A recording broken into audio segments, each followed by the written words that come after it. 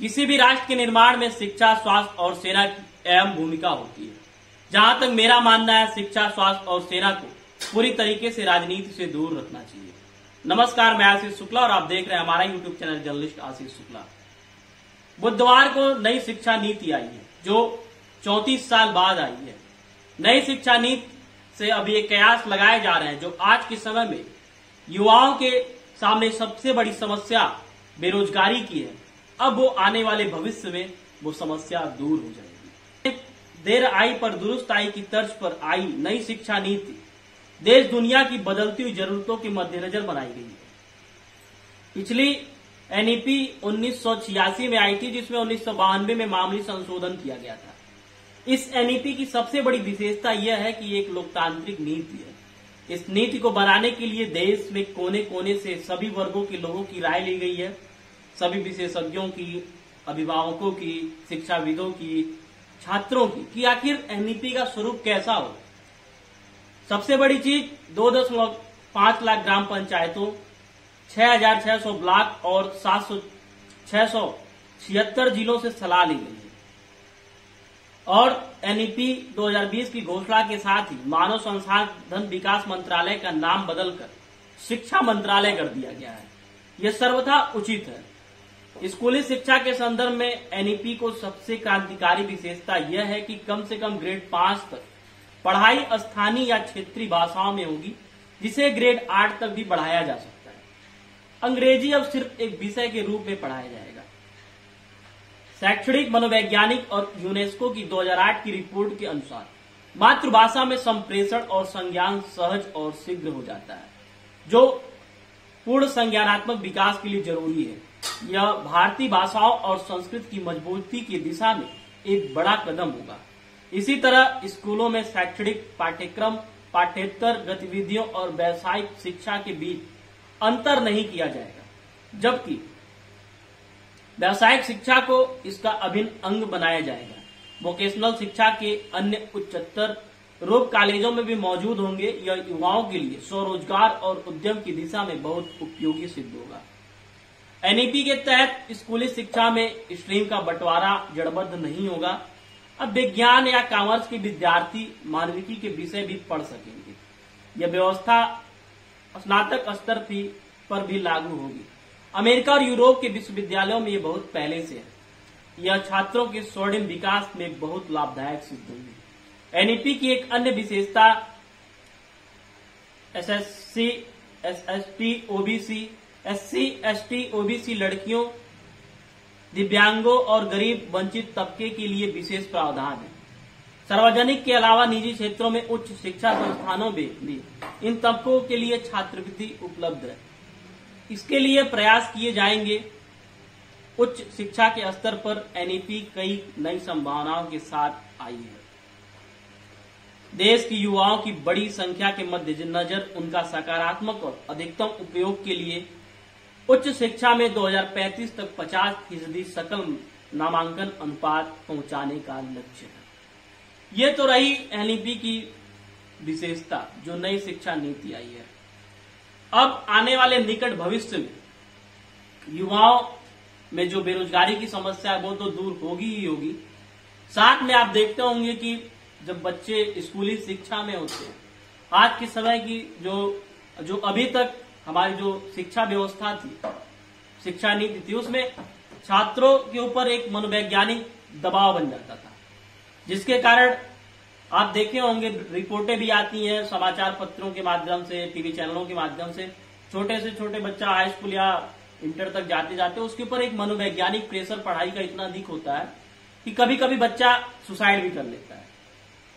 और दूसरी चीज, एलकेजी नर्सरी के बच्चों को देखने पर लगता है कि उनके ऊपर बैगों में किताबों का कितना बड़ा भार है। जैसे वो गधे अपने पीठ पर सामान का बोझ लेके ढोते हैं, वैसे छोटे छोटे बच्चों की मनोदशा हो चुकी है, उनकी स्थिति हो चुकी है। उनके ऊपर कॉन्वेंट स्कूलों और अन्य प्राइवेट स्कूलों और सरकारी किसी की भी बात कर लें आप, इतनी अधिक उनके ऊपर बोझ डाल दी जाती थी कि जो उनका बचपन था वो कहीं ना कहीं पूरी तरीके से गुम हो जाता था, खो हो जाता था। और उनके ऊपर मनोवैज्ञानिक दबाव, मनोवैज्ञानिक प्रेशर शिक्षा का, पढ़ाई का इतना अधिक होता था कि आने वाले समय में उनका सामाजिक और जो नैतिक विकास होना चाहिए एक लेवल के बाद, एक उम्र के बाद, वो नहीं हो पाता था। वो पूरी तरीके से अपने पढ़ाई लिखाई में अपना बचपन गुजार देते थे और धीरे धीरे जब बच्चा मैच्योर होता था तो वो चीजें जो बचपन में उसने नहीं की उसका उसके सामने, उसके व्यक्तित्व में, उसके जीवन में उसका अभाव होता था, जो आगे चलकर जब वो अपनी शिक्षा ग्रहण करने के बाद अन्य क्षेत्रों में जाके रोजगार करता था तो उसको सीधा सीधा जो सामाजिक ज्ञान और न मिल पाने के कारण, नैतिक ज्ञान न मिल पाने के कारण काफी उसको कठिनाइयों का सामना करना पड़ता था। सरकार का यह फैसला प्रशंसनीय है क्योंकि शिक्षा सभी से जुड़ी है और सभी मनुष्य के जीवन में शिक्षा का एक बहुत बड़ा महत्व होता है, क्योंकि शिक्षा के बिना मनुष्य कहते हैं कि पशुवत व्यवहार समाज में करता है। अगर समाज को सुचारू रूप से चलाना है, क्रमबद्ध रूप से उसको बांध कर रखना है तो सभी को शिक्षित, सभी को उनके अंदर मानसिक विकास के लिए शिक्षा बहुत जरूरी है। दूसरी चीज, अब शिक्षा का जो प्रारूप होगा वो मातृभाषा या क्षेत्रीय भाषाओं में होगा प्राइमरी लेवल तक, या फिर इसको कक्षा 8 तक भी बढ़ाया जा सकता है। ये सरकार का फैसला, ये नई शिक्षा नीति में जो सुधार किया गया है, जो उसको विस्तारित किया गया है, कहीं ना कहीं बहुत खुशी की बात है। खुशी की बात के साथ साथ सबसे बड़ी चीज ये है कि हमारी मातृभाषा जो विलुप्त होती थी, हमारी क्षेत्र भाषाएं जो धीरे धीरे लग रहा था कि अब वो हाशिए पर जा रही है, अंग्रेजी पूरी तरीके से हावी हो गया था, अब उससे कहीं ना कहीं जो लोप हो रहा था हमारी मातृभाषाओं का, हमारी क्षेत्रीय भाषाओं का, उससे अब कहीं ना कहीं निजात मिलेगी और बच्चों को अपनी मातृभाषा, अपनी क्षेत्रीय भाषाओं का ज्ञान होगा, जो काफी जरूरी है। आजकल के बच्चों में ये काफी अभाव देखने को मिलता था, जिसकी आप कह सकते हैं कि इसका असर सीधे सीधे उनके व्यवहारिक जीवन पर पड़ता था। ये तो रही शिक्षा नीति की बात, और आने वाले निकट भविष्य में इससे क्या फायदा होगा, क्या लाभ होगा, ये तो आने वाला वक्त बताएगा। लेकिन जो शिक्षा नीति का नया प्रारूप आया है देश में, वो कहीं ना कहीं पूरे अभिभावकों के लिए, पूरे समाज के लिए, बच्चों के लिए, सभी के लिए काफी राहत भरा है। और जो कहते हैं कि शिक्षा बोझ नहीं होनी चाहिए, और इस नई शिक्षा नीति में पूरी तरीके से ही लग रहा है कि अब जो शिक्षा अभी तक, जिसमें काफी पहले बदलाव की जरूरी थी लेकिन पिछली सरकारें नहीं की, लेकिन अब वो बदलाव हो चुका है, तो इससे कहीं ना कहीं काफी निजात मिलेगा।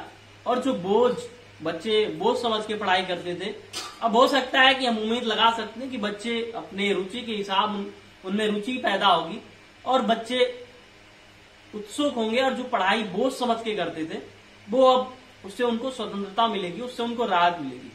दूसरी चीज, इसमें मूल्यांकन की बहुत अच्छी व्यवस्था है। पहले बच्चा खुद का मूल्यांकन करेगा, फिर उनका शिक्षक करेगा, और दूसरी चीज उनका एक मित्र, उनका सहपाठी भी इसका मूल्यांकन करेगा। क्योंकि आप देखते होंगे अमूमन छात्रों में देखा जाता है कि उसका कोई सहपाठी, उसका कोई मित्र अगर अच्छे अंक पाता है तो उसके अंदर एक कह सकते हैं कि आप वो बच्चा डिमोटिवेट हो जाता है और डिप्रेशन में चला जाता है। ये शिकायतें अमूमन सभी विद्यालयों में, तमाम जगहों पर आराम से देखने को समाज में मिलती हैं। अगर 3 स्तर के मूल्यांकन के बाद हम पूरी तरीके से विश्वास के साथ कह सकते हैं कि बच्चों में जो डिप्रेशन की समस्या आती थी, पनपती थी, वो पूरी तरीके से दूर होगी, और बच्चा अपने आप को जो हीन भावना का, कम मार्क्स आने के बाद जो उसके अंदर हीन भावना का वो शिकार हो जाता था, वो अब हीन भावना का शिकार नहीं होगा। और सबसे बड़ी चीज, शिक्षा का जो प्रारूप होना चाहिए वो व्यवहारिक होना चाहिए, न कि बहुत अधिक सैद्धांतिक होना चाहिए। ये तो रही नई एजुकेशन पॉलिसी की चीज। हाँ, दूसरी सबसे बड़ी चीज, अब इसमें कक्षा 6 से ही रोजगार की शिक्षा, मतलब कुशल उद्यम की शिक्षा दी जाएगी कि आने वाले भविष्य में बच्चा अपने रोजगार की तलाश, जो पढ़ाई के साथ साथ ही कुछ रोजगार की चीजें भी सीखे, जिससे उसको भविष्य में रोजगार के लिए इतने उसकी दिक्कतें ना हो, उसको इतना भटकना ना पड़े। तो फिलहाल के लिए जो शिक्षा नीति आई है वो पूरी तरीके से केंद्र सरकार बधाई की पात्र है। हमारे समाज, हमारे देश, हमारे देशवासियों के लिए एक बहुत बड़ा खुशी की बात है, क्योंकि शिक्षा के साथ सभी का जुड़ाव है। और अपने जीवन काल के कहते हैं कि इंसान जन्म से मृत्यु तक बराबर निरंतर सीखता रहता है, तो शिक्षा का अपना एक अलग महत्व है, इसे किसी और के तराजू पर नहीं तोला जा सकता। सभी को तहे दिल से इसका स्वागत करना चाहिए और आने वाले भविष्य में हमको उम्मीद करनी चाहिए कि जो वर्तमान में जो अब तक शिक्षा नीति थी उसमें जो अब बदलाव होकर नई शिक्षा नीति आई, वो कहीं ना कहीं देश के लिए, युवा वर्ग के लिए, समाज के लिए कारगर साबित होगी। तो फिलहाल के लिए बस इतना ही, फिर मिलेंगे एक नई खबर के साथ, एक नए विचार के साथ। तब तक के लिए इजाजत दीजिए। धन्यवाद। जय हिंद, जय भारत।